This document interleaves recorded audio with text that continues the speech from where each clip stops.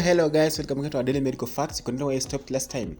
In our part 2, we were just discussing about the causes of abnormal or irregular periods. We had just looked on stress, PID, polycystic ovarian syndrome, and exercise. So let's pick up from there, guys. We get to learn now today about endometriosis, fibroids, and birth control pills.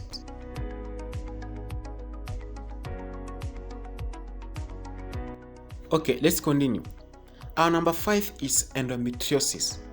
Have you ever came across or heard such a word?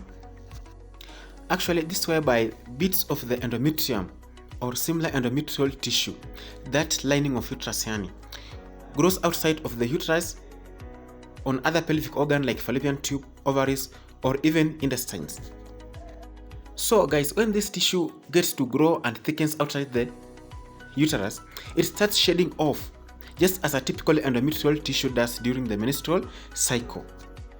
And when it sheds off the same time with the normal endometrial tissue, that's now when it starts into heavy menstrual flow. You bleed a lot because now these are T tissues that are being shed off at the same time. So it starts your menstrual flow being heavy compared to the usual one. And on the other side, when these two tissues sheds off differently, that is the abnormal endometrial tissue and this other abnormal one, maybe found out that the abnormal one comes first and this other abnormal one comes the second, or vice versa. It actually do happen depending on which one grows and thickens first.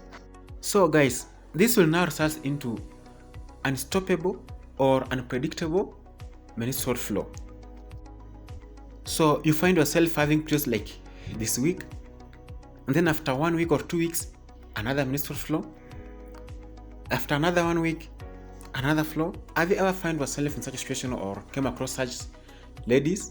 Of course they are. So most of the time, this actually do come as a result of endometriosis. And how can we prevent this? Of course, we can. But guys, let's keep that. We're gonna discuss about it on prevention of irregular periods in part 4.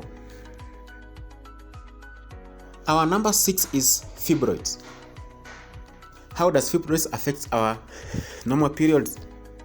First of all, fibroids are non-cancerous growths that develop in or on a woman's uterus. So when these fibroids grow large within uterine cavity, they lead to the distortion of endometrium.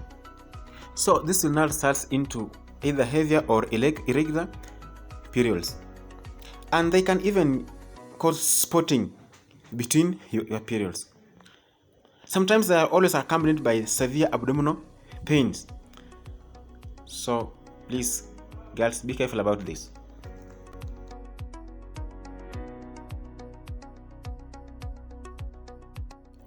Okay, next one, number 7 is birth control pills. Do you know how these pills work or what they're composed of? Actually, these pills contains man-made form reproductive hormones, that is estrogen and progesterone. So these pills works by introducing these man-made hormones in the body, affecting your menstrual cycle. Okay, this may cause some of you have lighter bleeding, or even others might skip the periods entirely, because these pills actually do prevent ovulation to take place.